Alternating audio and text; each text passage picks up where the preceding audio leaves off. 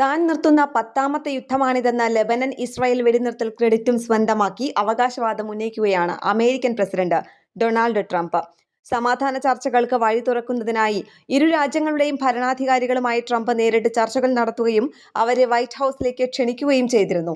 10 ദിവസത്തെ കാലാവധിക്കുള്ളിൽ സമാധാനപരമായ ശാശ്വത പരിഹാരം കണ്ടെത്താനാണ് US ലക്ഷ്യമിടുന്നത്. ലബനനിലെ ഹിസ്ബുള്ളയെ നിശ്ശേഷം ഇല്ലാതാക്കണമെന്ന നിബന്ധന ഇസ്രായേൽ മുന്നോട്ട് വെച്ചിട്ടുണ്ട്. അതോടൊപ്പം തന്നെ ഇസ്രായേൽ സൈന്യം തങ്ങളുടെ മണ്ണിൽ തുടരുന്നത് അംഗീകരിക്കില്ലെന്ന നിലപാടിലാണ് ഹിസ്ബുള്ള. മേഖലയിൽ ശാശ്വതമായ സ്ഥിരത ഉറപ്പാക്കാൻ ഈ 10 ദിവസം നിർണായകമാകുമെന്നാണ് വിദഗ്ധർ ചൂണ്ടിക്കാട്ടുന്നത്.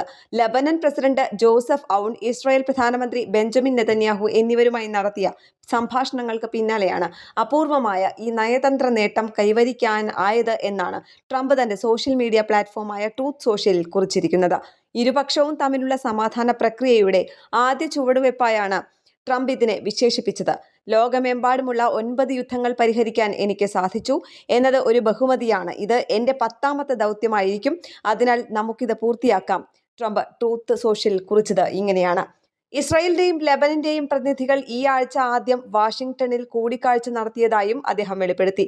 കഴിഞ്ഞ 34 വർഷത്തിനിടയിലെ ഇത്തരത്തിലുള്ള ആദ്യ കൂടിക്കാഴ്ചയായിരുന്നു ഇത്. അതേസമയം സമാധാനത്തിന്റെ ദൂതനെന്ന് അവകാശപ്പെടുമ്പോഴും ഇറാനുമായുള്ള യുദ്ധത്തിൽ ബുധനാഴ്ച വരെ കരാറായില്ലെങ്കിൽ ആക്രമണം ഉണ്ടാകുമെന്നും ട്രംപ് ഭീഷണി മുഴക്കുന്നുണ്ട്.